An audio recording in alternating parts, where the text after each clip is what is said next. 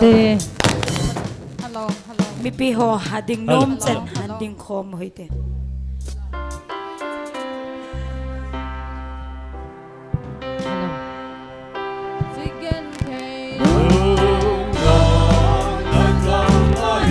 lung don mit hipumin ka nga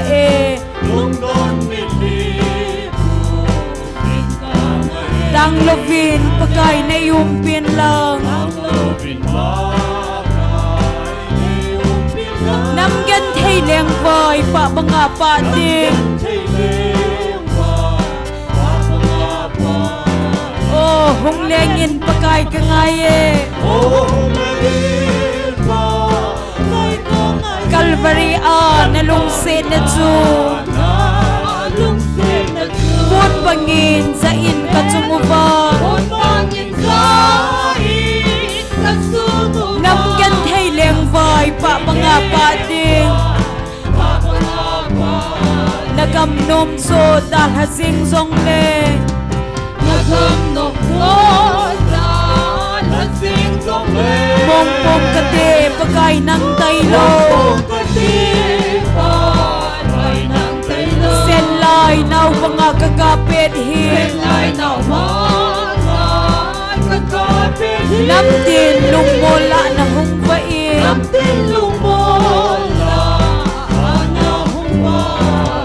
Oh hunglengin pagay kangayin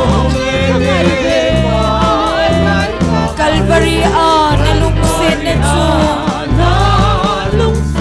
Pun bangin sa in katumuva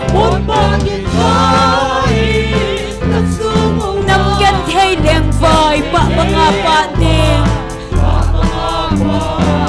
Son sinin hinay zing zong le Hina timpino yang zong le Pagay na ipinhin na lagaw hin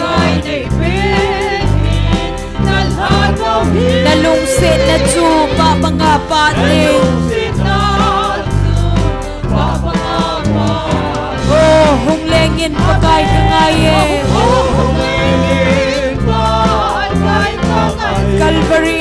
nalungsit na chupa Pun bangin sa in katumuva Nam gan thay leng vai pa mga pating Gan thay zala o van laluhu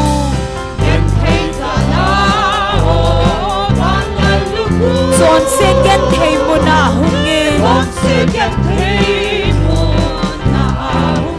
Nagamle chika agan thay na Kapa anga pa nam tuy sinapa Oh hunglengin pagay ka ngaye Calvary nalungsin na chun Pun bangin sa in katumuva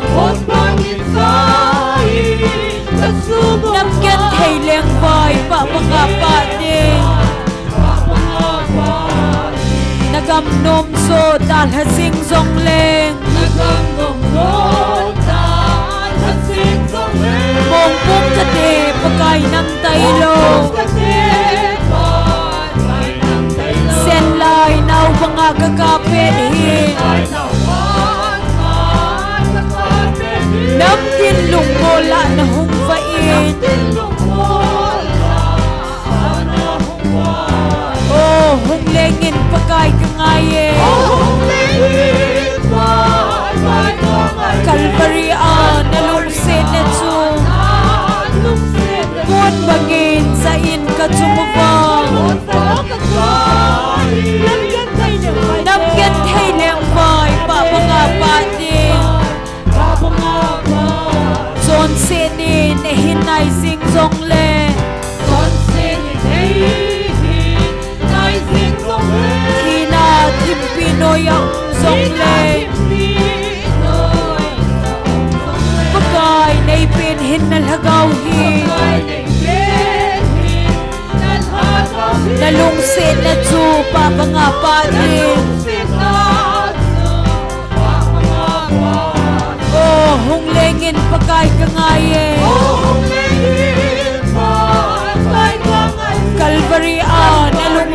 na chu Buôn bangin za in ka chungwa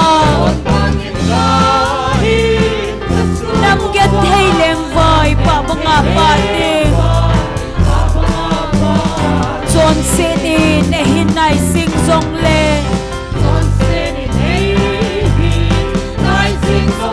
Kina thimpi no ya song le Pakai nei pen hin na lagaw hi Lalung se na chu pa banga pa ding Oh hong lengin pakai kangaye Calvary lalung se na chu Buôn bangin za in ka chungwa Nam get thei leng vai pa banga pa ding Ken thei zala o van la luku Chon set ken thei mo na hunge Nagam le chika again thei na Kapa anga pa nam tui se na pa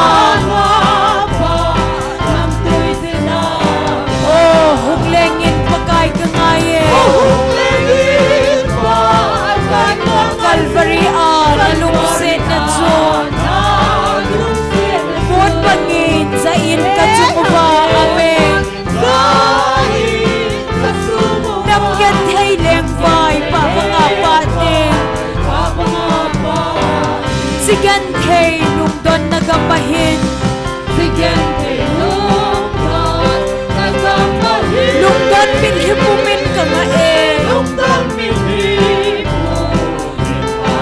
Lang lovin pagkay na yung pinlang Nam get thei leng vai pa banga pa ding Oh hung lengin pagkay kangaye Calvary nalung se na chu Buôn bangin za in ka chungwa Nam get thei leng vai pa banga pa ding Nagam nom zo dal hazing zong le Bong bong kate pagay ng taylo Sen lai nau banga kakape dihin Nam tin lung mola na hong vain Oh hung lengin pagay kangaye Calvary nalung se na chu Buôn bangin sa in ka chungwa Nam get thei leng vai pa banga pa ding Chon se ni ne hin nai sing song le Kina thimpi no ya song le Pakai nei pen hin na lagaw hi Lalung se na chu pa banga pa ding Oh hung lengin pakai kangaye Calvary nalung se na chu Buôn bangin za in ka chungwa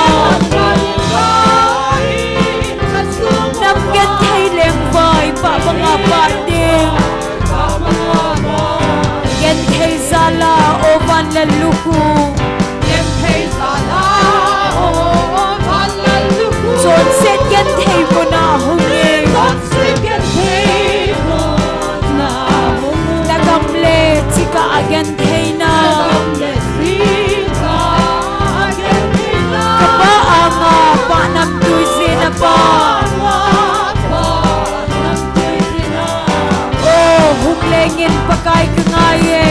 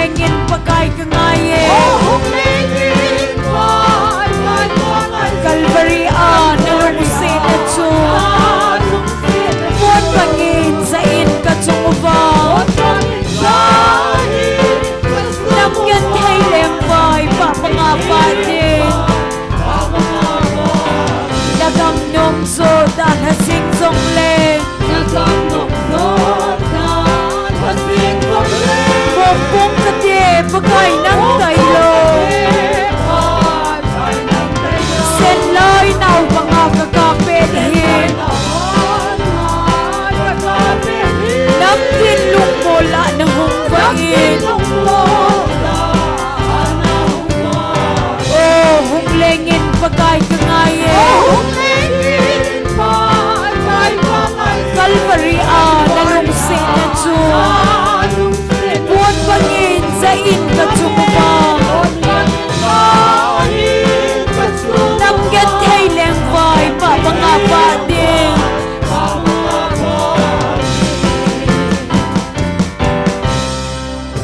Hallelujah Olo pipen Hallelujah mipiho ibon savin di ko tawide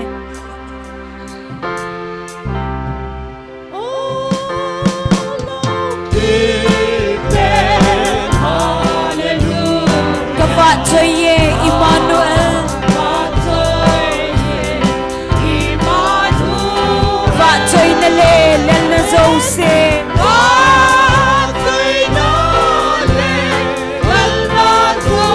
Tunso din na ngahiye Amen Hallelujah Hallelujah Amen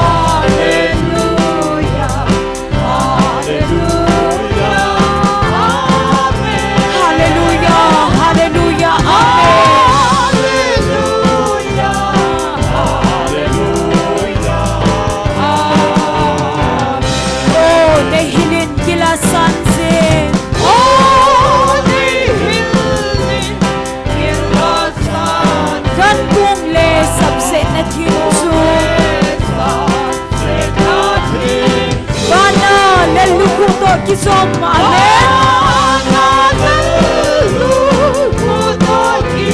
Lay eden le salem thaso Hallelujah Hallelujah Amen Hallelujah Hallelujah Amen Hallelujah Hallelujah Amen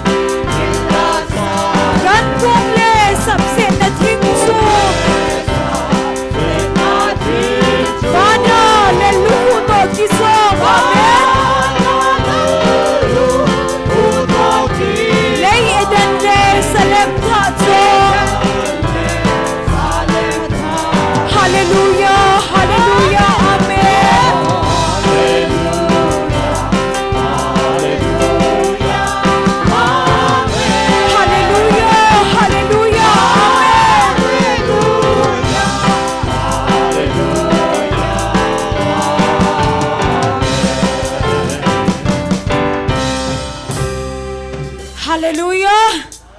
Pagkaya pay. Jose. Pat Zosin. Pakaya pa.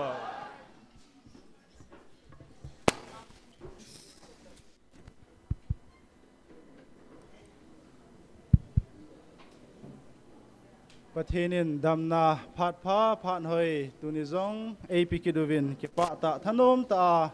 อวะเจลติโฮสะโคมาจิกิเลฮะกาวไม่ติโฮติโกเทดิงาตาซาลฮะกาวดำในปิวปาปะทินฮิซินอามาสเปนเป็นปาปะทินทางวานในปิวเว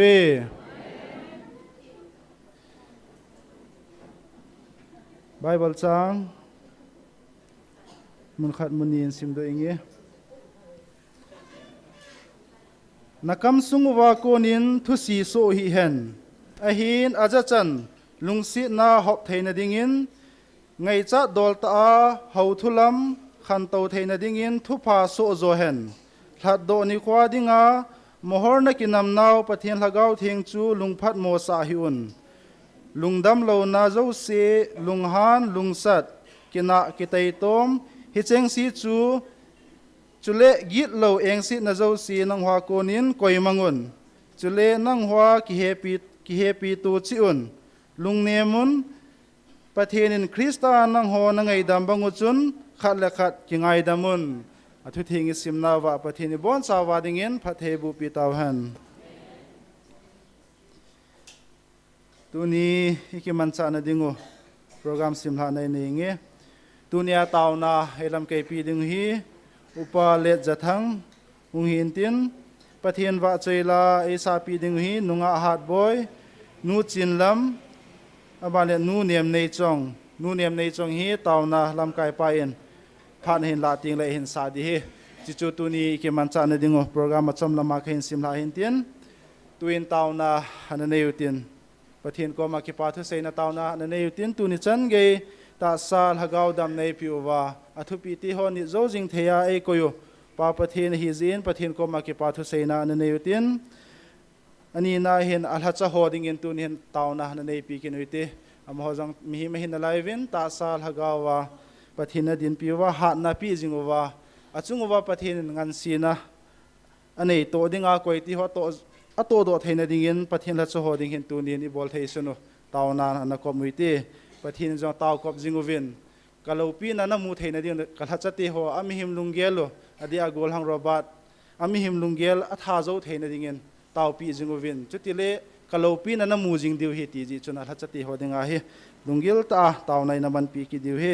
อาบันเล่น้ำปุ่มปิววัตุนิจันเกียประเทศกอนโอซาโลเอลตาสันเทนายโลฮอนจงอหินตาสันเทนดิงวินเฮเจงซีหินตาวนา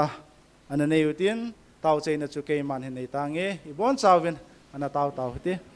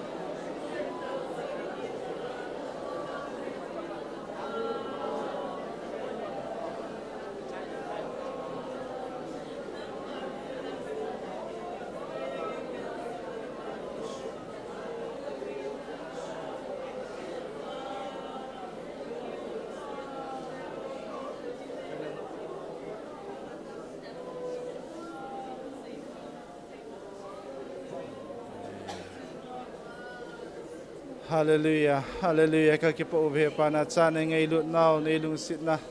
Sim sen lo tu ni chan gaya kay mohat man phat man hilowan. Na ngay lut na wanga nang manay chan zalowan nang sunga ki pathu ka say na tihohin. Kaday ka ngay kathum tihohin malaman nang manay puhoy di ngay cha kathum na kataw na tiho. Zosyo nung sen ay san piwa pat hinay bu piwin tiyahin na tisan man tam tayo hado. Najat Jesu na minakong tao komabe. Amen.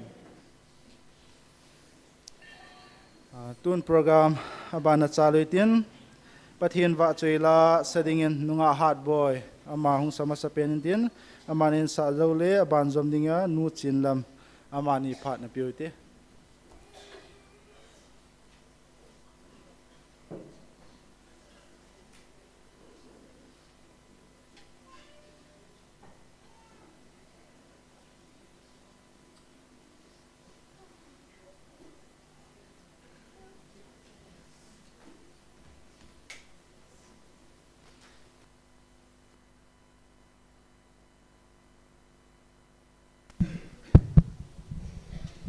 Hello. Tun sot SONGPI ti la chen sange.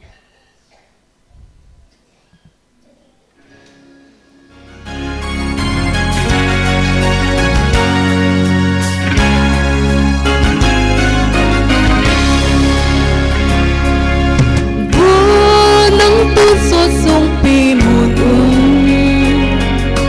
Pakai ngay hung kamunge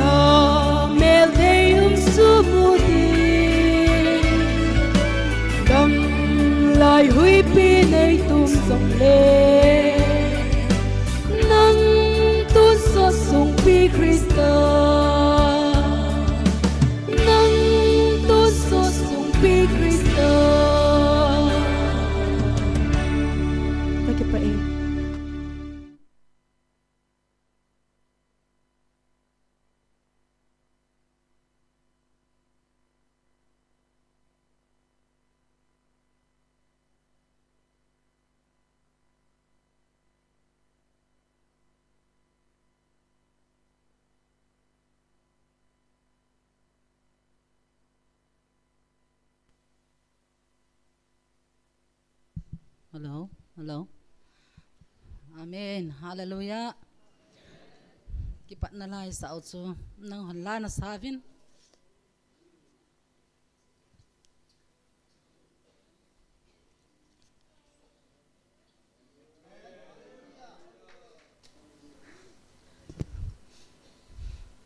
Kinla ka sa tipon.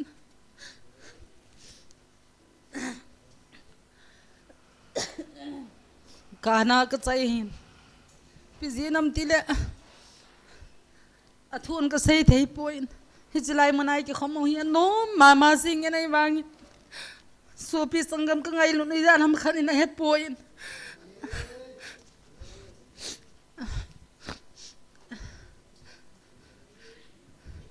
Kay nakataw ting na chik ka pipizing hin. Koy khataw ka sopi wa nam mukha na mo jang len ki ngai tu di hui. Kay ban ka si chat mo ka sinai silai mana. Ka thei top swa ka chi thei ya kan e ding pathi nei pe thei le. Nang oi pi ham na ki sun lal naw ilo male. Na mu thei lo ti ken ka pon at pe na hin. Pathinin Oza wahi akibina ko ingay po yun. Kay matsunga wai tan kahe. Kazi ka sumsona yang ay po yun kazi chat mo hin. Alum na le wheelchair ki ay ka kirop lele. Ay vangin ka chate zong mi bol ka bol sa athayin. Mi ne ka na thayo men. Pathinin la samlawai ko isin pa patin ka thangwa ni. Na sopinu kay ma Hitsana kom thele ipiam ti khol leo chun ti kalung thima ka pot at pe dai chichu muntina ka sopi ulanaw ka nam chan pi ngai lu nong ta te ho hetinga ka sei do nom chichu hintin ka taw na sangjing pakai pathin ti chu ka hin sa de hin ka na in ka ozang tho pai jing hi zong le pathin wa chaina dingin ke man saing ka te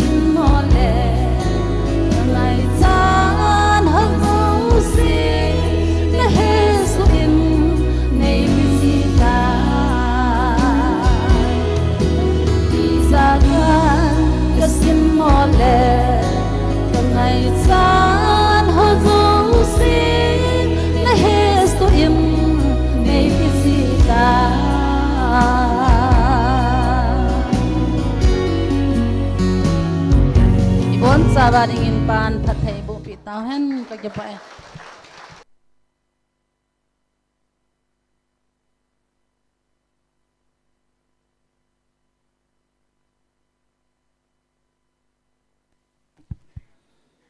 Pathin va chela ngai tata hinsa do piu nunga ahat boy hin nu chin lam laizon veng amani chunga ki pa thui sevin amani zalin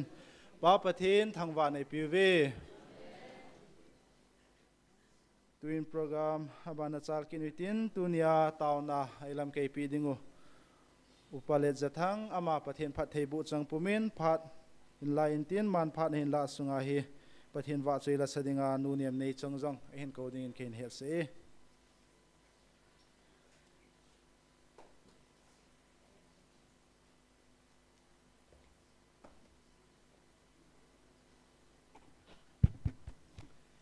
Amen. Hallelujah. Pakaya pai. Eho dingin. Amen. Hallelujah. Na chung chiwa ki pa thu kain se pathin bo so kayo han sule online na hilai ki khom nau he pakayin mun the ngai sim pio hen ye chun vanoi globalize ai miau se na ve na hin muntina online na ve ho zo se yong na chung chiwa ipakayo Jesus Christ amen kain le mu ve ke pau min tu ni hi hiselai pakayin mun thenga isu theng piu mai kal su theng sa hin asu thenga mun theng ei tun do piu ei han piu wanu le sena mundang lo hisi ka gial le lo pi ka sape se jengen kan ku te ho a lo pi be sen je chun nisya hiwa taw na mangai chiwa pakai wa choi la thanom ta isa zo sewa he wan mi te no isa hu we hin wan til thieng te no isa hu we hin koi tabang khat chu nisya hiwa chi hi ata san lo ai lo le nan sa nan langa a he the lo asang the lo hon namit kan na yang min tin ai lo le na thim nui sat na yang uminti ai wangen man tam ta hi mi min ki khol zo lo ki ha zo lo man tam ta pakain el han pi hen hi chi chung chang hi tu ni hen e bo ni win phat chom cha sharing in ei kho mu wa pakai thang wa diu tauna wa soi la isa bang wa hi tauna azong patheni thangwa di hikate in he letter 16 July to pon pakain ei vil naw wachun Bible chang hi maika bung thumi pi wen zule Ephesians bung li bung ngai pi win Psalm number 50 to 8 pi win he it's all a hin maika hian sim lau chun hichin nampi diwa ka pi na hi ve ati in even na hele whole has a ho hit a ball chum whole has a ho ade de adon bunna hin Ephesian na bungli le bunga ai piu chu ta san cha te I ho ai piu ne hi tu ni lai chong chi sim do di hin ten hi chi ma sang chun hilai mun theng pathen in ai pi naw hi tam thimin simu tin tu ni adinga sharing nei di hi chu he bu ne hi 5 March 26, 2026, second latest taute na last pen pa to 16 July hen hichi masanga chu juna khat ve ma chuna okay hinga jun tarik ge khadom min March tarik nga kumsang ni le som ni le gu ma he lopi ka sa dan simingi verse 4 na chu hichi laimun GMFDI hi ke man nang ho dinga mun thenga kalhan pe naw mun chu a hin nang ho dinga hi chilai muna ko na hi ta sa le laga wa phat theina na don theina diu le phat theina na chan theina diu wa ke man hi chilai hi kalhan pe na munu chu a hi ilahi mun thianga kalhan pi na hi ven ei ta san te ahung yo se ei ho yo se adinga ta sa zong thaga wa zong phat theina don naw a he tin alo pin alom lo me kan ku te van noi thil su ipi so zong le nang ho lung kham hi uvin aje chu hi chi van noi ya hin ipi thil so zong le ka oza ke ya ko na lungmon na chang ka cha te ni taw ve hi je chun hi chi van noi thil so ipi ying zong le nang hon lung kham na lungim na na nei ta pu ve Isilaya pakai pathei bona idonu thagawa ta sa idon phanuwa vanoi boina ho hi nang leken ke talo chu mi hon lungim na nei ai wanga ai hon kilungim pi talo hicha patheni thangwa ding iwa choi di bo hi iboi piu ki pa na kidim ta lungmon na thamon na kidim ta hi cho se na he ani na hi 26 October kumsang ni le som ni langa ichi sim kinu te tunia vanoi mi te ho sanga nam phat nau chu wan mun chu atheng keima kiwa choi namun a hi banga nang hon hi chi le se na ha chung nung na pathenu keima ki pon namun jong wan til hat ta Michael wan tirin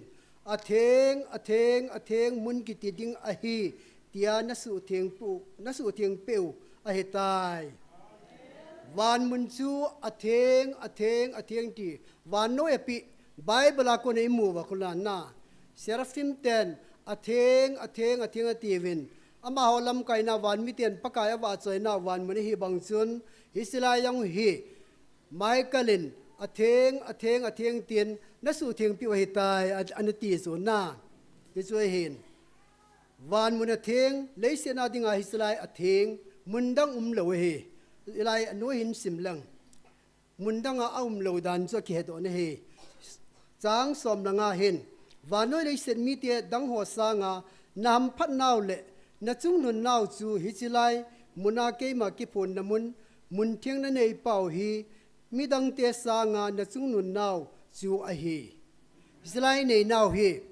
vanoi mi te mi dang ho zo se vanoi pumpia mi o se sanga I chung nun naw chu hisla he aje chu status yong he van mi te status hi chu I position he van mi te position hi ta chu ya ta san zo se aje chu hi sim sangin jong ke man nang ho lat do dinga kan len lai jin jong mun thieng tia kan lan na mun ana pun a hin nang ho kan lat do van noi kan hu do masanga ke man hislai mun thieng dinga kan gon sa hislai mun bo hi mun thieng ki ti ding a hi tia ke man kan han sa a hi tai amen pakai van noi a hunga Bethlehem bong ina hung pe na van noi a kum ya nam an mana wana kal to sunga hi si sunga yang hi mun thieng ki ti khat jong a se lo su apen na Bethlehem yang mun thieng a tia da la lo su ai wanga tu ni ai lai mun thieng ai lan piu chu leisena ka hung pe na ka hung masanga hisla hi mun thieng a kan lan pe nai ta ve ti chu alo pi dan ka so pi te ho van noi pum pi sanga na chung nun nau hi che hi ati mun khat sim kin u te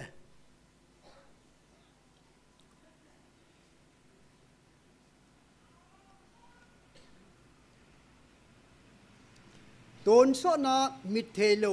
ke ya ko na lagaw me na tiu chu a he bo ve tu ni ka thu pe ni na lagaw me ti ap pan la ho ni khat ting le na tu na cha te ho ka ki tem na phat the na hung chang wa hung lung dong wa hi chi phat the na ho hi hoya hung kon ham tia a hin khol diu suni ting le kapu ka pa te hon lagaw me anati wa hi chi phat the na hi sanga ka hi ve ti a hin gel do diu a hi ti alo pi dan khang som chan ge a lagaw le ta sa phat the ka bo din he tin he pa na se yin lagaw phat the na si pi ham ta sa phat the nei pi ham thagau phat the na chu wan ton sot lengama iso cha di pau he si I ho se hi lovin tunia ata san zo se ichil hau itu sonu khang som chana wan gamai su cha diu hi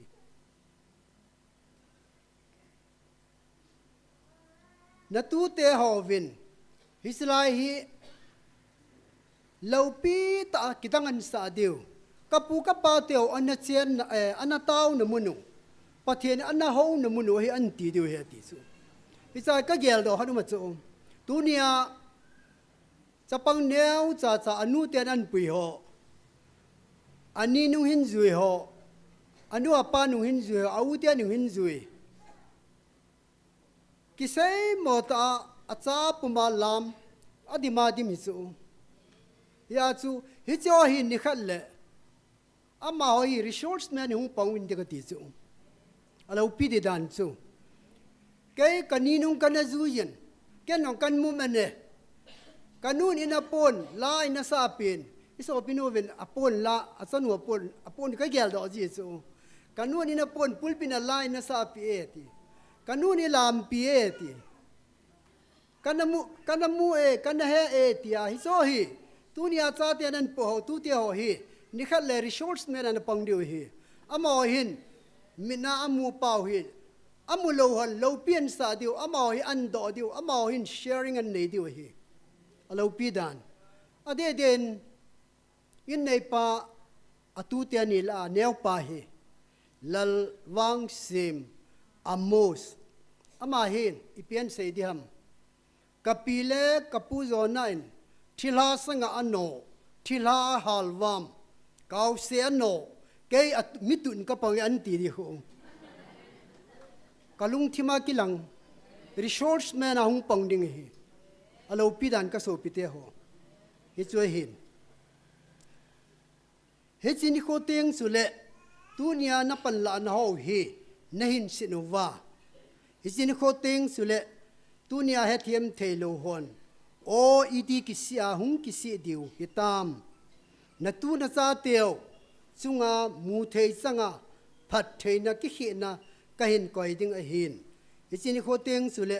tunia na pan la na ho na hin sit diu a hin la ji tuna kiang bol ta now popuma a hi lo le to ding tham ding isum holding ipai holding don lowa islaimun azona izonova ikichu zona na kisi lo na divin ti ne su ni khala naung kisi du he ti su now tunia na hung pau hi ni khala na hin sit diu he ti su sit na lo be ding ai kichu i wa chu izo chana to thei chani ki ma to wa irun pa le ki to kinuwa ta sa dam mo na yang ha dama dam mo ti lo neu cha cha bu si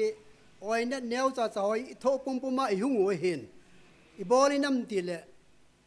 ni kha le ki si na lo di wa hi chi ha dalai da lo hi hello ham amen i wang pa ve mi wang pata hi vin march tarik gate kum sang ni le som ni le lia chu ata san lo te ho hi a generation na akhanga kigel boy na le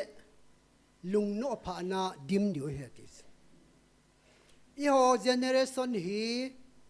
ki pa na lungmo na leise na yang akham khama blessing pathe changding thagau pathe na su na sata koi man la do pi ta lo ding koi man achu do lo ding hi chi chu he tu ni ai ta sanuwa level shenuwa nishi ai chi pau hi aga tamatam he triple profit at tamatam I ho ading yo hin isa ti ading hin itu teo itu son wa ding hin koi man la pi lo ding he ti su ai wangen ata san lo te hi atu son a generation wa kigel boy na le lungno pha na he dim diu he ti si peace anei lo diu ke pa na nei lo diu he jo sei na he ปามละเจียงเงแค่นินซิมกันเงตูกุม January 31 อาจูจะปายองเฮเฮไลมุนเทงประเทศนี้หลันปีน้ำมุนเฮจิจุงจางเงินเฮเฮจิประเทศกะลุงที่มาเอเซปีอาตุนายจี sharing กับบอลเฮนินซิมกันเงมีหำพานเฮเวนัตูนัจาเตียวเกมาอางาพัดเทอหงสันเตงโอเละอามิลฮิววากิปาทูจอยาเกมาอังสุงอาหินเบลวาเกมาหินเบลนาดิงเละเกมาตัวเกหูนาดิงามุนเลวปีตามุนเทงอาหินตุนดอดิวเกมันกัมมูเอitu te aven hilai hi tu sanga mun lo pi ta establish ain tun do diu hi na sata tunin paka yesu pe na Bethlehem bong in isiku tu lain mi him hon vanui hin holy land ki ti in mio se he torium in tourist in visit board in si ni hi ai wangin pathenin mun theng tia aphun do lo hi yêu ai muốn thiêng tia phun hi ilahi lâu pi giờ ding hi na tu na sa tia vin lâu pi ta hin tun diu he ti su hi chi KHOMUNNOM GMFDI mun hi amana tama hung tam ding hi na khal le ibi ping su mei thei thil hin thil kidang ta hung su ding hi Bethlehem ban tunia vanoin kapakai pa pena holy land ativa vid bola tourist adal jing usuna aku tiaile tunia pathenin munthing holy place munthing tia declare bol nahi hilai hi vanoi ran jadi chu tunin zong hilai ka vilna le ka ho pinamun tauna naman pau hi vanoi na hetai ti chu a he tamatam ta chu tunia i ho bung ho lam kai hon ade awang wa noi ne hen ta ni khal le ade ho hi wa noi a ho bung aki khai la naw nge ngu chu aki khai la naw a leader ho hi vid bola hung diu chu pa le kin diu he ka patrai pi kana bol ham hoi lang ka ve nam ti diu amala ma kitam sia za chata hung diu he pathena ki promise na hin lung te ding hi ya chu mi wang phachung nu pathenin mem kam chang yong hilo I pathen pau kam changin mi wang phachung nu na hi ve mi ham phachung nu na hi ve ti hi man tam ta lo pi ta hi ka so pi te ho abana sim ken nge o hi cho khu mi ham pha hi ve nakipa na ho kem ti ta pon tin hi chini kho teng le akipa na ho chu amit hiu chu kang pon tin ke ma mun thianga ke ma to ke ho zo chu aphat the na chanu sangin ahin gel kho wa ahin ngai lu zo diu hi koi ho se na ham itu tiao se ne chu itu tiao hi leila mang phat the bo chang diu chu leila ma phat the bo chan pa sang wa hilai muna ke ma e ho wa a liu lon yo tam de hetis pathenan bel diu hilai mai cha munian bel diu alo pi dan nalunggelin view bol lausun lung hel nga ma hen ki pa ma ki pa na lon hi long jing he kan ko te line sim ken ngem hi cho khu iti hampha ta vem tin van til hole mi thing hon ahin ti wa ahin het pi wa ahin ki pa pi jing ding a he bo ve van mi te le van til thieng ten ahin het pi wa ahin ki pa pi deu hi cho loi hi sinam mi iti wang pa ta wam ahin ti diu he ti chu vevin tunin nang ho van mi te to ki zo ma na hi ta ve tunia I ho hi ven itu tiao khang som chan van mi te to kizop di hi ta vni hi a kizop mi hi ta vni hi van mi te to kizop ma mi chan chu atun sot ge ya tang thei ta pon tin su bei thei hi ta pon a je cho ma ho chu van mi te ki ti ding a hi ta ve tu ni ayong pathenin alagaw vilna van mi tia 80 ta usulana van leng cha tia ne hivi ka dei chom cha tia ne hivi thagawa ka cha tia ne hivi ka go lo din ne hivi 80 hi tabang title hi van noi ri sina title achai ne ke bo chu tu ni nang ho na pan la an ho le na pat thon ho hi thase hi uvin thadai hi uvin thase hi uvin thadai hi uvin zat chom trouble gim na la gan theina itu chu itu na alai diu ai wangin thadai hi uvin thase hi uvin na pan la na hi mo hi lo ding hi wan ga ma iso cha na diu pa hi ki sei do yo lo chu alo pi na pa hi hi chi cho hi na ki pa nau chun hi chi ni khwa na na pan la an ho hi na hin sit na lai diu hi kunungai ki pa na diu wa tu ni ai gim nau gan the nau i thu ho hi na sit na lai diu he ti su aje chun ki pa nau chu asangin alenin asangin athuin hi chi chun atun sot ke ya ko na ki pa na hi zen mang thei pon tin mel ma pan jong la pe thei pon tin hi chun be ti pon tin atun sot ge ya ke ya ko na ki pa na chu ai bo ve mel ma pan la pi thei te pon te ti gospel zone bung som sang som ni ge som ni ko som thum khu ka kial ngoi te chu ke ya ko nin koi man i chu ra ta pon te koi man la pi ta pon te ka pa ko na ka kial ngoi te chu ka pa khu na ko nin koi man chu do ta pon te koi man gu do ta pon te i yenam ti le ke le ka pa khat ka hi ti chu na pathen mi te pathenin alhan sami te ho hi saitanin achu do yo ta lo di ti ni chu achu do ho hi alhan lo ne hi mai the alhan sa ho chujan alhan so chu achu do ta lo ding hi cho sei na hi ya chu ikipa di dan danu chu tu i khango hen i cha tu i ti son chan ge wa hi chi chu i nei wa hi ta ni hi ba na he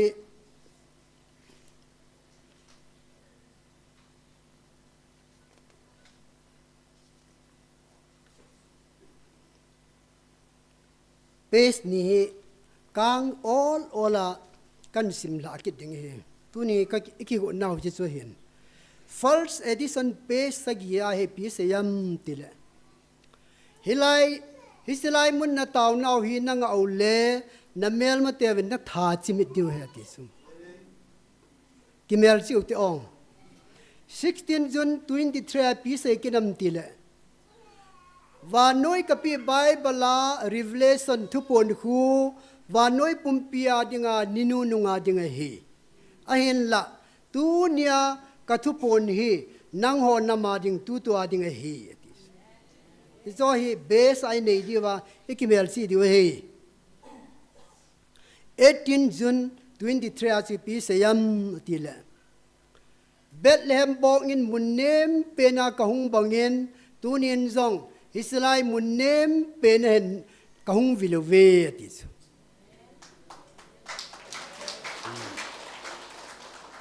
24 October 23 IPCM Israel muna nakipi do now na to u na sumna pai ho hi na satana to de atis mundang ana to sangwa hiwana to pa hi phat theina chan naw hi atis cái sẽ hiệp bồi ai vil pau pathen na pon ho kan sim do ji he 17 November 23 a chu van til theng ni pi sayam tile hilai na taw na wa hi ninga na khongai wa na heule ninga tabang na nga wa na heule long som le long sagi na chan dio hi na ti chu hiya chu nisia hi tabang wa so na lo dinga chi wa hi taw hin hilai taw ne je wa igam pum piu balma chitagong India isian na wa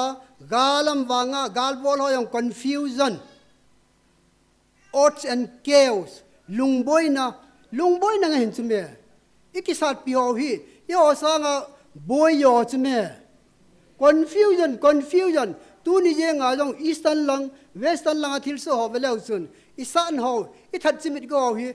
pura confusion hiu chume pathian in na to hislaya ei ni tau na zali chume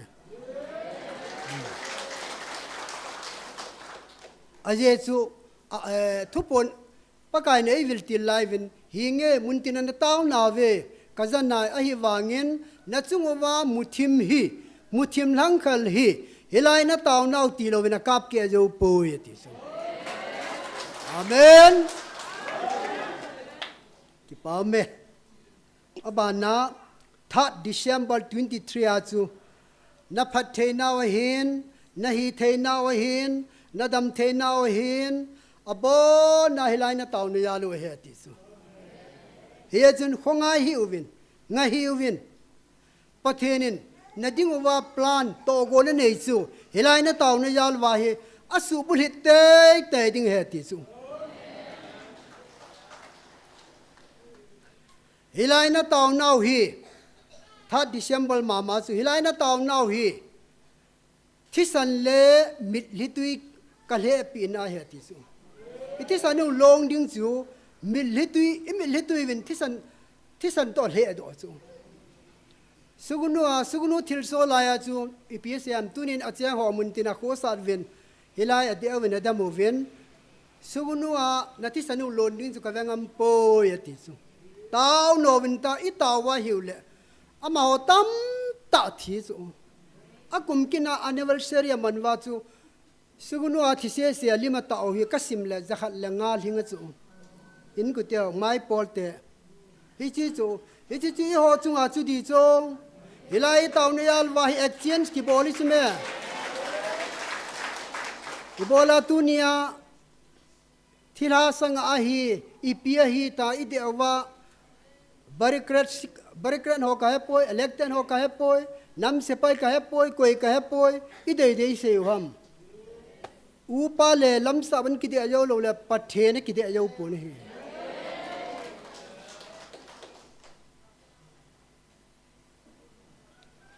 hilai na tau nau hi na lampum piwa naman chau thal le he mo sang in a heart joy gam changin a heart joy te lo pi dan ka so pi te ho sule hilai na tau na zaluwa chinal ka sa dan me le galung ki pana si miau se jam go chu ai zo lang atam ta yam tau goti lang atam ta yam hoi lang hinge goti infala ko na so mi jam di mong ya lam kalang am hoyong bai ki tol yeng chu jam yeng wa chu ahin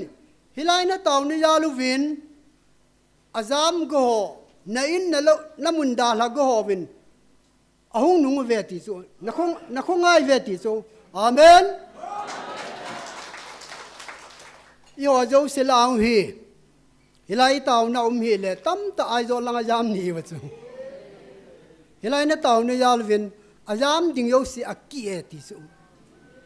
ahung nungin aki e ti alo pi dan hilai thu phone ni sei he tu na ken ka kilam thu hi pui 15 February 24 la he ka ko na hi ata asan te dinga ki pa na le phathe chan na he ti chu ei ta san lowa sei lap te go ho dingin ga la hi thishan na hi ti chu ti anum dan tunia ate ho adinga de na den jale hi ama ho adinga ga lo min thisana min hi icho sei na chu patheni no sei chu ei sei lap te ho ti chu za a anakola za ai wanga ta san lowa ei sei lap te go hoding in gal le thisana hi ti chu 7 August 23 a hi namil hiwin nagalu asa na hi naman chawin asa na hi poi ye chun hladai hi win I taw na pau he sei hi ka so pite ho 13 October 23 ki pau win hilaya na mei tiu hi na lam pum piwa da na tiu hin ton so lengam na hun na diu hi ti wan ga mai so cha na diu hi chu alo pidan akhat na wan ga mai so chan na diu hin ani na inam pum piu phathei chan na ding kitun na ding hi cho se hi sule hilai na taw ni yalu win lagaw mang tha tam ta na hu to taw ve ti su ichi na machal na wa hi noi langa every Saturday counseling ki ball pathen la chaten in counseling a ball sule i hon hi wa i taw piu ani ni a ki go ma mi tam tan pen thana nei sula warta bia ko na hung pu kam sein testify ball chu kalung thima to kha dan monday ki khop ni na ballin mi pi la yong kha ve bolle ama hi minang nei ya ma hin mi chiang thei ya ma hin het dikan warta bilang het dikan so ta tu he asei chula talap raja khaini kani ang non khan ani ang kena bom kani ati sulana sule zuyang ki don jap ko ma ti sona zu ka don jap ko wangin het dikan ka pang ding sin i bek ding tom ta tu du me ti sula hi chi chu ho bung ho chen bu chu ai wangin hilahi kan vet le youtube ma kan vet la kalung thi ning kai le mi khan hin kan ei ka go ho cho nge ti pan kan ki jon ka hungin vei thum ta ka pang e ti cho counseling hen ke ni nu pa ve ka pang hanin ti sun ka chim kit pun ka cha te to kan ko in ka pang ven ka henal den ka thing sanin tun kan ne kan don yo sa banin forsaking pompain ka pai tai ti su amen hukam se tu na hung ka emo oh hallelujah ki pa me mi wang phachung nung mi ham phachung nung pakai phathei bo na hin ka hin ki pa pi le jengi tham sak na wa ne isai ki deu ichi ho cha hi bo ve hi banga hilai counseling ho mi hon hi banga testify bolana ai wanga ade na lai ho hi lungdan wang sum ta chu yenge sei la sei dia tambe san ka sei dang ya 23 April 24 la chu ho bunga na thilpi ho ko na kelhan do church leader hon pansana na nei ve ti chu aban ka sei nom point na pansana nei ve e chu hap samai chami to ko ka nei na ve no to ka bang po ve tin pansana minil na hilai de na nei ve ti ne chu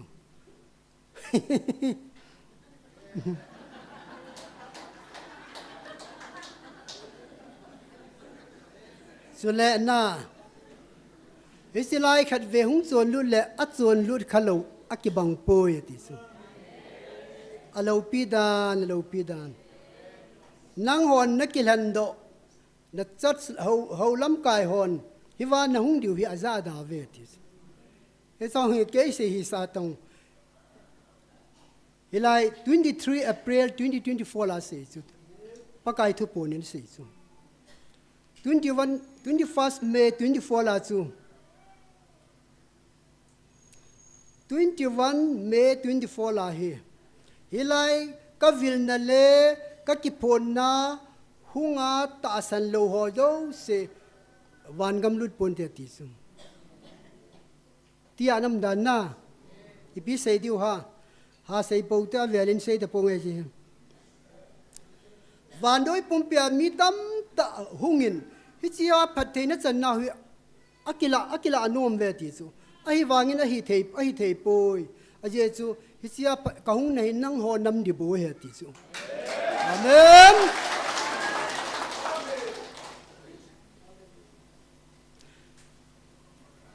hi chi hi wa so ta na taw yong hi van nu ya koi mana bol yo poi ti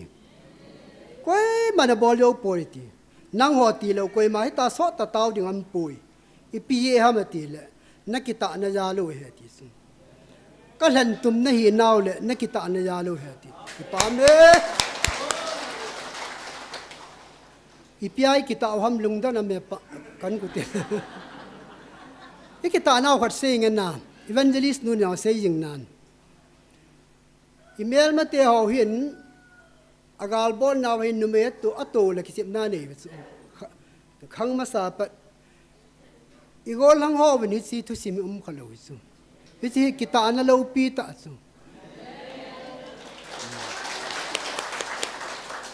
hi si ya la hi I pau I chung wa lung lai so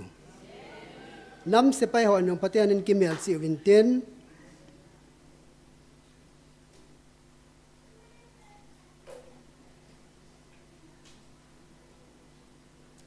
hi tawang taw na hi koi manam in bor thelo wan noi record na su ke he ti su thu sim na su ke ve ti su mi dang mu khalo hi chi na lung ta na ule na kita na ya lo he ti su so le wan noi in si na bol hin na he ta ve ti su 7 August 24 la he le ata san lo nanam pumpi wa he leilam phatte bo na he na don khom diu hin ai wangin ton sot lengam phatte ka bo na thagau phatte na pa wang amo chang po win tin na ho na chan diu he ti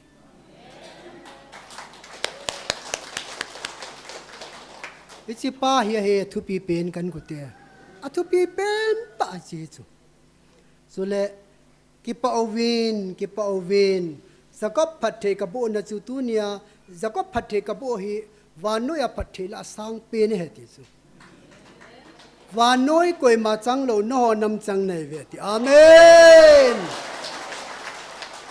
tu nia phatte chan nau hi zakop phatte wanoi chang yo lo I ho chang hi ve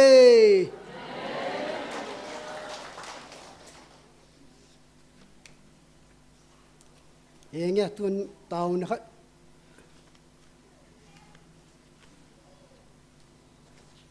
tua tàu này mình điều hi thằng vợ na bắt thiên in lại muốn thiêng lâu pi ta ấy pi ra là viên nát sát tan cái pa thu xây tiền al hết sát tên ni ấy pi ra là viên cái pa thu xây tiền nek robot ấy pi ra là viên cái pa thu xây tiền al hết sát tên ni ông hi ka thungai ka latsa nanam chung wa khatlani ti je chu amani sei ne chu khatlani an zala gala hi ka hoi do nei ve ti chu sule ka ki phon na nek robot dong hi nanam chung wa ama ti lo dang am poi ti chu wa noi le se nang adang am poi ti chu hi si chun ki pa thu sei huti nam lam kai pu ps lenga ei lan piu vet dinga figala vedinga elhan piu rule ta ju pathenin go many bolu su rule ei bolu su pathenin namel mateu na chung wa rule ka bol sa ta poi an ti pe ta su go many to su ya chu ups ap yalvin doctor hegin a thuji dinga ap yalvin upamang neu transcript boarding ap yalvin pastor thang neu amayo hilai Taona Mei Adinga AP Yaluvin Tishan Ten broadcast bolu sule adang dang hilaya team wa hozo se pathenin AP hi AP how hin gimna to lom lo su Tishan Ten gimna ha to ai wanga ki put dek cha kheo a TP dinga hin pi dinga umu ta sa TP ne heng lo kho salo doctor hegin nang kidang ta barikret la na sata mismat ta miching ta mithem ta tunin pathenin chi ale khaji dinga angan sil ala le sula no ti lo su upamang neo hin sule pastor thang neo yong hi tu ma sang ya min yani he pu on mang sein asai kheli mang ka ya kha he ti so ava mi ho ne ja he ti so yo sangin angai hoi yo ve ti so cái nào cái hello ấy, YouTube mang viral là phần nào chú, hồi lại chú ít xây cái gì ta, các khổ số, à mà mi hoàn chú bằng anh ấy chú cái đàn đàn, giờ chúng bắt hiện a point, anh ai đam min, double blessing ở bên này, amen, học nia phát thế bộ chú, hết gia đình chúng hia, na đình chúng bắt hiện thằng văn na tàu na mang ngồi tiền. Tàu nó say này cầu win tàu này sai nan mình hay bi vàng nô mà cầu thằng luôn aman tàu sai hắn nền tiền bốn sao mình thằng qua tàu nó nêu tiền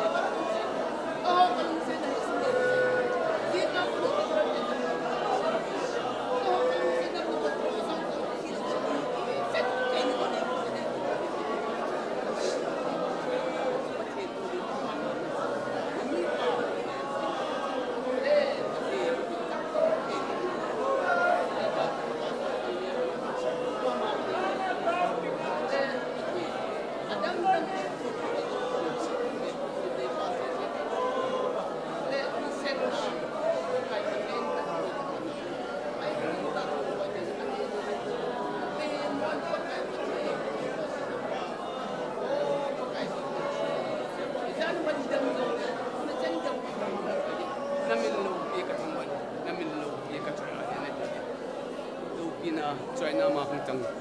nó có mà cả to vậy nó có mà cả thua một bên này tu nên rằng các cái bạn hệ riêng bên này na mình lâu pi cả thằng vận na mình lâu pi cả chơi anh nàyประเทศtu nên bắt cáiประเทศhết ta bằng năng mãi nắm ăn sạn nhiều cả nắm mù นัตุนโดนมเลยกันน้ำมุพัดเทนบุนมจะลาลำจินขลัมหินังมันนันหันปีจิงะปะเทนหันดินปีจิงะหินอามาโกนาฮีปะไก่ปะเทนทุมกเทมกองสโลดิงนังบันเซนันนันนำอามาโกนันนันทางโดเกนินอบันบาบานี่อนุนาบุษงาโกนานังมาเอ็นปะเทนนั่นแหละนะอาลัมปีนั่นปุยเปียตูนาฮีนังมาเก็บพนัดนังมานั่นหันโดเห็นที่ฉันปะเทนบุปผาจุงฮาเลลูยาตินามินโลปีกะทังบ่เวเนจุเลกับปะเทนกันน้ำมูก็ยังมันเอ็กซ์เซนนโลดิวินนามีปานันตุงกิตานะเฮนักกำสุงปุ่มเปียก็มันอนุมอโบเทโลดินนะไซตานะเฮเฮจุนปะไก่ปะเทนนามีปาจุงกิปาทุกะเซเว่นนามินโลปีกะทังบ่เวเนอีจากไก่คนนุ่งทุดิงแค่เทียมนริวาดักตอร์เฮกินนันมังจะกิตาเอ็นปะไก่ปะเทนที่ลีอัดจำกิมสลินในกุนปีวินแล้วก็ไม่ตีกุ้งจริงจริงปาสวดทางแนวนั้นทางนี้เลยข้าให้ตาตากสิมเทกันจะมังแนวปาสอุปมังแนวนั้นมังจะกิตานะเฮที่ที่จุนปะเทนนี่หัวเฮ็ดเทวเทดิ่งก็ใส่โดเทลังจงหิลังแลที่เซนเตหิปะเทนนังมาอินเฮตบังกิดังตาอันไหนอ่างหันปูดว่าตัวนี้เจนกิยามินอีพีเสียงละทุบปมาซีปิวว่าที่เจนกินปุยนฮาเลลูยาตินมินโลปีกะทังบ่เมนเฮโลปีจูนุงปะเทนกันน้ำมูสิมพันในดึงานมาอีจากอับบะอากาศนั่นกุนตุโซนั่นกุนตุโซเกยินมินมุทานี่ก็ตายมินโลปีกะทังบ่เมนเฮเจ้าน้ำน่ะลุงเสียดิงจ้ามาหอยนั่นตัวนี้นั่งกะทังบ่กิเวนเฮน้าหอกะลุงเสียนั่นดิกะลุงเสียหิโลเลยอีจีมาคนนั่งอิจฉากันปุยโดลุนติจุลฮาเลลูยาปะเทนั่งกะทังบ่เวนเฮน้าหอกะลุงเสียนั่นหิโลดิเลยครอสังกงทีโลนั่นติโอ้ปะเทนเฮจันเกลมมันในลุงเสียหนุ่ยกันนี่กินจัดโลจุลปะเทนตูน่าเฮลโหน่าตาสันโลจุปะเทนไอเฮลโลโวฮีเฮปปูปูเลยปะเทนกิจูดุงเลยดุอามุนยองฮีกะเกลิดอามุนยองกะเกลิดดุงตาจุปะเทนเฮลโลยูเฮบุยปะเทนง่ายดะมินตินกอมากะตาเวเนปะเทนกิโหยองนังไมน์ซัมนัมเบอร์37น่ะมิกิโลฮะโนลุงคัมฮีวินทิลกิโลบอดเดมทั้งเซฮีวินอโมฮัมปามากบลาฮัมปานาอิงมึงอาปุลากบลาไว้ดึงไงเว้ยปะไกงะกันทิลพาบอลินปะไกยกิปะถนมจุดนะลุงที่มันน่ะเดจนะเป็นตินฮาเลลูยาตินังกะตังบากิเมเนโลปินะหุงจังตันนะซาเตปะไกมิลิลุงปมากะหุงตาโนเอสันปิเตเตดิมกะบอนสันปะไกยิสุคริสานะมินเทงตะปะนินนกอมากะหุงตาโฮมเมเนเฮอาเมนฮาเลลูยา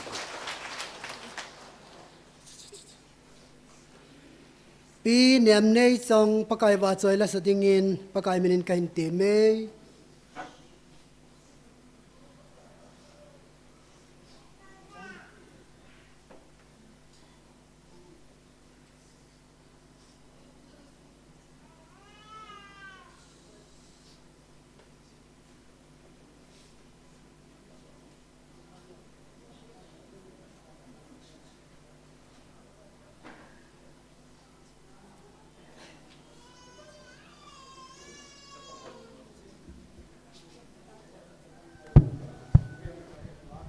พัดพายไปว่าประเทศทางวัดมันลังประเทศวัดชอยนาดิงินตาวนาเฮเทียนบอลเทจงนงเป็นเฮติลานสัง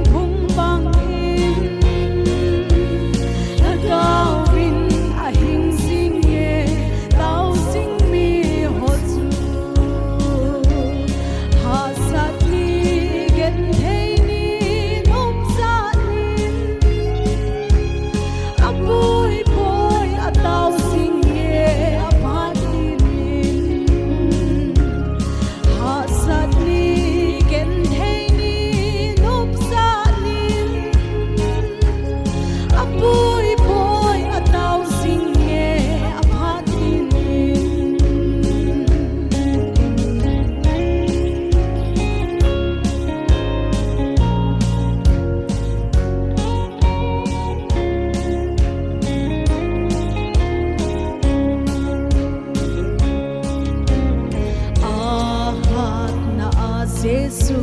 na coi bầu lệ phát thấy na lệ lol hin nan na hin kho bùi đinh đâm lai hin kho a sam lâu vin đau dinh dinh ngô thế lưỡi đúng ngã thinh phung bằng in cao vin a hình sinh nghe đau sinh mi họ chu hạ sát ni gen thấy ni nộp sát nin a bui bui a tao sinh nghe a phát in hạ sát ni gen thấy ni nộp sát nin a bui bui a tao sinh nghe a phát in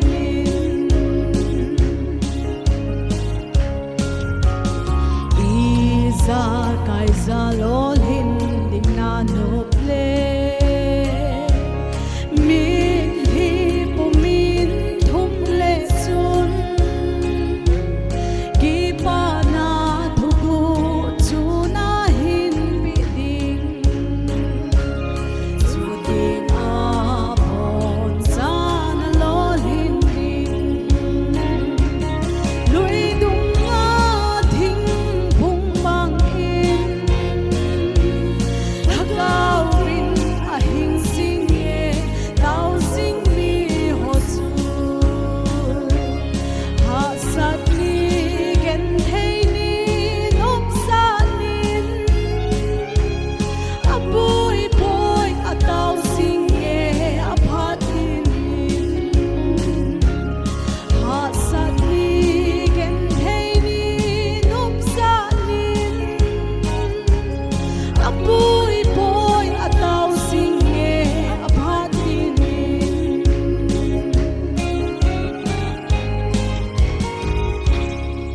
Pathinim phát thầy bộ bệ tao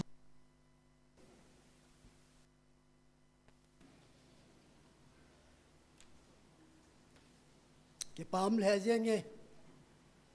là cái ngày nôm ta pin em này xong nên saen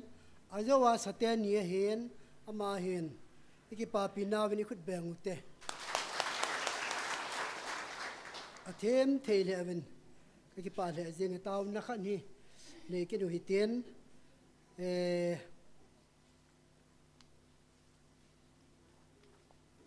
các cái gôn này minus cái bola hitai khu tiêu lệ pung khlang cái tan ai thế lệ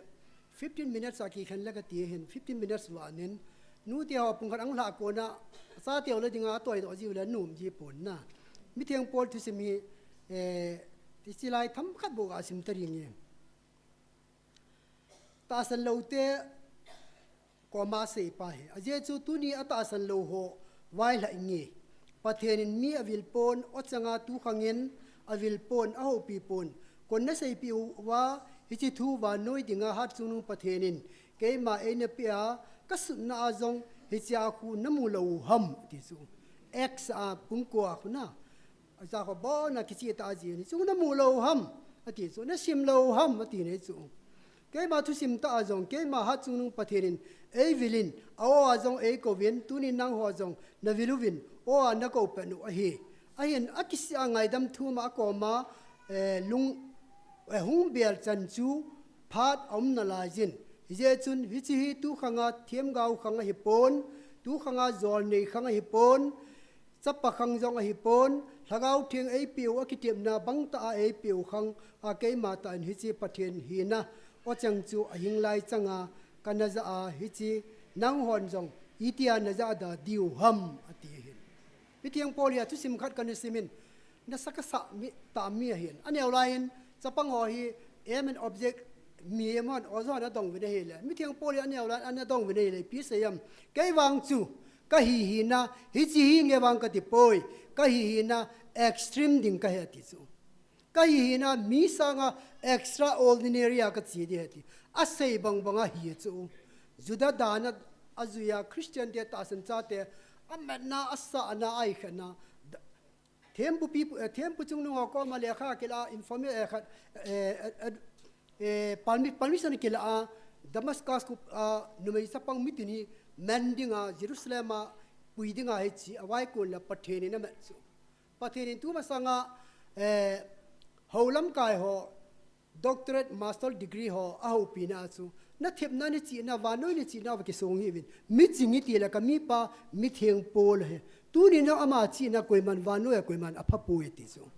ama chi na sa na sa tu ni am ye min phalo chu ai wa ngai chi pa chu ambet ni chu ama na hi ta chu aman cha hi ye chun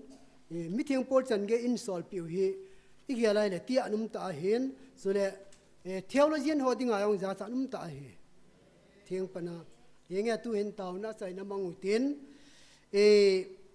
ala cha te ni le nekrobat ama ho hi me me hi na wa lungyal san na ka na min ye chun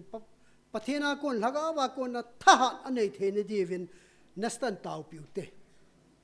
chule Saturday sa counseling ki bola hagaw ki manjong hi na sata na lol hin naw he te yo ai sei bang chun hi chia ding in na stan taw na mangu te athum na in sunga ta san ki bang lo azinu na ta san aji pan ta san lo aji pan ta san azinu ta san lo nu la pan ta san cha ten ta san lo cha ten ta san nu pan ta san lo amawin ta san lo te pin ta san lo amawin ta san idim se nu win hiti problem he ye chun midang adele dam hoi ke hinan gelong ngai pon taw pi ngai poi ka ti in sungu wa ki to lo na ho ata san lo in ata san no in sunga ata san lo ho hi na satan ma ho ding zo hin taw na man pi tin nazrat jesu minin adia bal gila upana bol hin nazrat jesu minin chi shamu tin no diu hin he chu taw chai na hi kayol pa pastor thang ne wen hin lan tin taw bon win taw tin aman chai nen bolin tin asap pa chu hin bol hen ka ti na hin bon win taw te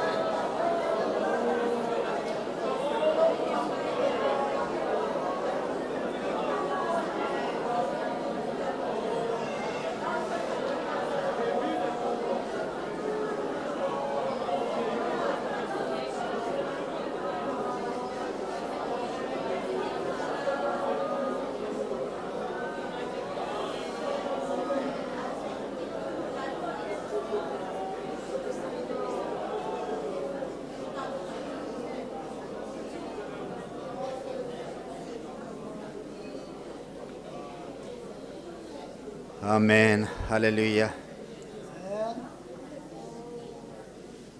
Israel te kanan gam na puilain. Ta san be ta san lo na ziin. Gam tip gam anan hung lo. Asang azan anan dimin. Leya na len line zong ta san na vile judate Israel te. Ata san lo holding in na vil na ngay na suman ta na napanginahi. Israel ten pakay na dem na daw dalo jang nang man. Crossa vanui Israel te ding zong satan gal nei na zopi na minteng ka thang ba ve dunia zong hilai muna pakay na dem na tai tom na thu hei koile kanam sung ba pathin nam lo sa lung ta ten e hu hing pau e ho pi pau e ngai lu pau nang ma Belzebul thilaleng pa tia kamin volai zovin zong nei vil te teun nei ho pi te te jun na min thing ka thang ba nahi akitip na thon lo pathin na hi zin na min thing ka thang ba aziz nang man Israel jong su na tunding phanin koi manangan sepon nang ma to ne ke pat do in kanan gam lung ata san horzalin kanan gam su nang man Israel te ding na pui lung na tun pi nahi dunia jo ne ke tip na banga kanamo na tun do ding ta zin na min thing ka thang ba nahi ta san horzin ta san lo horzin kitungin kitung da pontin katun ding heta kitim panang nahi na thu chang kha jang athoni na kile ngei po dunia hilai mun na ki phun na thu na lhat so ho ata ho na mi thing ten to ga mi li ho to nup na ne ya nui na ne ya na thu hil hei kal atum kalea a hilo lo ba hei ko ya ki chi ma nei ho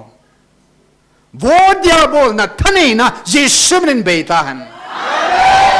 na thane na jisumin beitahan vo diabol Belzebul na lengam jisumin ki chaihan na thane na jisumin beitahan na tilkho na man sa ho zosi khut la keng kamle le ho jisumin ki zum sohan kel ta jong koi ham akilat ni khu umin kel ngoi koi ham hei chang kilat do bangin kanam sungawa nam ke tun do na dinga satan man sa koi ham achal pangin mu thin je sumin hung kilat do ta han atong pha jong ato phat dung jin kilang han agilo panaman sa jong koi ham hat sa jong pakai hat sa koi ham sum hat sa koi ham je sumin kilat do han nam thing dinga pathin e ko he thiên ngai abu kitile the ho zo si pathin lenga ma lo thei lo ding ai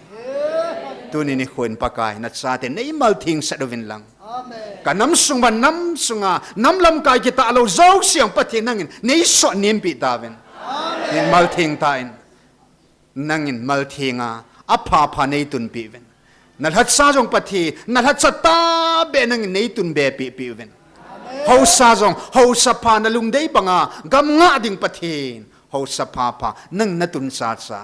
na mi pa nangin ki hon ka tunoi pon ki hon ka hanoi pon na mi pa nangin leng ding anang na ki tunai sibangin pathin gam nga ding hau sa pha nei tun pi ta ven tunit san ya na pi talan ve kan lo namun thing hang wa lut nga la iyala ki mang talu ho hi wo pathin talan vui mang ho chunga nang ma hung vai hom ta eng tunia na sa te ve kan dinga hilai muna to na hat so zo sina do khanga to ho mei thai chan gya sa thau nei nu wa na hat sa hi ding le thagao mang man ding la paka na lengam tung do dinga khum pi khat la sung pi khat banga nangin nei han ta jew na min thing ka thang ba ve ata sanau sudanin ngai lut nei nangin om pho Christian nang man vanui ga na zo banga kanam sunguwa hilai mun mama satan zo silengam na su be ding je na min thing ka thang ba na subay ka sin na latsate na meeting te na do khanga to zo si ngai lut om phone ke pho a vanui ga na zo bangin ki hon jong kanam sung ba hichil hagaw ga le ka zo ka sevin hichi ngai lut om phole thu ta kong ga le ta san lum chun na gal ban hing senin tu le ton san nei thom ta vin ti in hing jing hat chung nung ni thum thin ni a thau ki na thi na nyo a hen tang zo lo hallelujah amen leng ho leng le pakai ho pakai van lal to na sang pinatova ei ta gal zolal momong nei lo gal zozing gal zopa Israel gal hat pa je shumenin katao ve amen hallelujah